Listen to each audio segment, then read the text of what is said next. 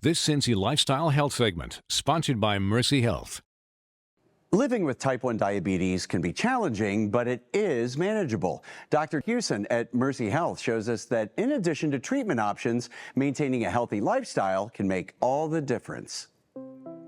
My name is Tamara Huson, and I'm a family medicine physician here at Mercy Health. If we think about the body having different organs and all the organs are assigned different jobs, the pancreas is kind of in the middle of the body, and it's essentially in charge of lots of different things, but one of them is producing insulin. If you think about putting food in your body and what happens to that, it's very similar to when we put gas in a car and some magic machinery in the car turns that into energy so that the car can go.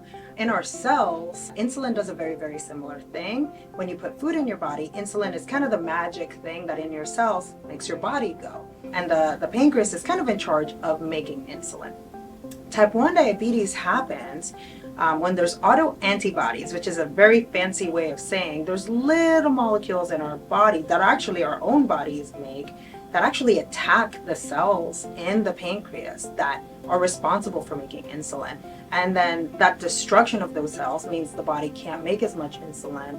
So then not having insulin makes it so that you don't have that magic machinery that allows your food that goes in to turn into energy and other things that you needed to do.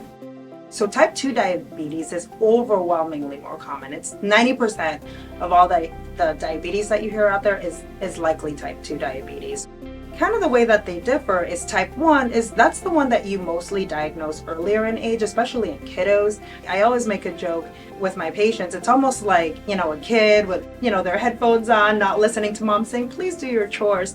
Like, the insulin's there. It's around. It's trying to say, hey, body, turn the food into energy. But the body's like, no, I'm not going to listen. That's more type 2 diabetes. Type 1 diabetes, there's just not enough insulin to do the job.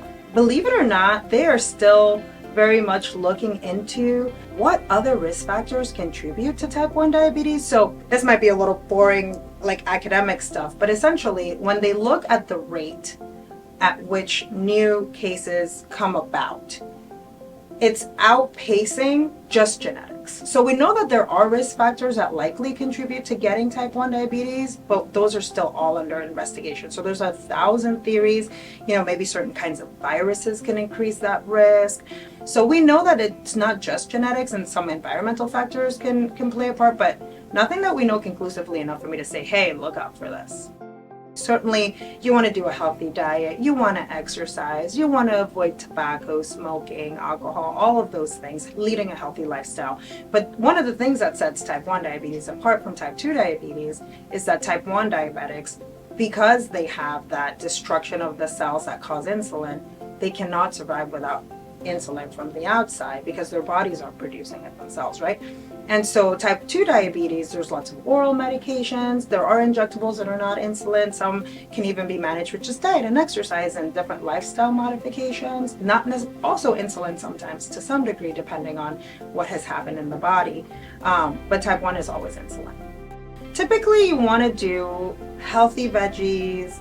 And I say healthy veggies because sometimes I have patients that are like, I'm eating lots and lots of carrots, which are yummy, but they're kind of sweet, right? So things like broccoli, the green stuff, right? So the broccolis, the green beans, celeries, cauliflower, fruits, like same thing, right? The good fruits. People will often come tell me, oh, I love pineapple. I love like a really ripe banana. Those are super, super sweet and high in lots of sugars, right? So more so like the berries of the world, the apples of the world, and kind of also in moderation, right? Because all those have sugars, they have carbohydrates, even proteins, right? So people who come in and tell me, oh, I eat lots of baked chicken. You also want to do that in moderation because if you're eating an excess amount, your body actually converts that to fat. And some of that fat sometimes can be bad also in diabetes and things like that. It increases some of that insulin demand. At my practice, we do a few things. So one, I try really, really hard to sit down and do really clean, good education with my patients.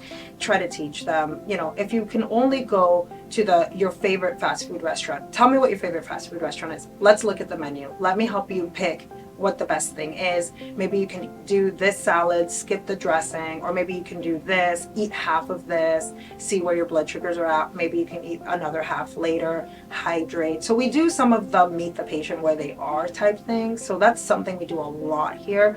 I teach them about free apps if they do have a phone that you can calorie count. You can also look at the macros. Macros means, so if you go to your favorite fast food restaurant, it will tell you this particular meal has this many carbohydrates, this many proteins, so that you can keep track of what you're, and a lot of them are free and you don't have to spend any money on them. We of course also have resources at the community level that we do provide every patient every time. I ask, do you need any help to help you afford food, transportation, housing? And if they say, actually, yes, doc, I do, we do have resources for each of those. We also have referrals to our community program so that no patient is kind of out there on their own. And then lastly, we try really, really hard to just like meet patients where they are in their community. So we also do a lot of outreach. We do a lot of volunteering just to help with that advocacy piece too.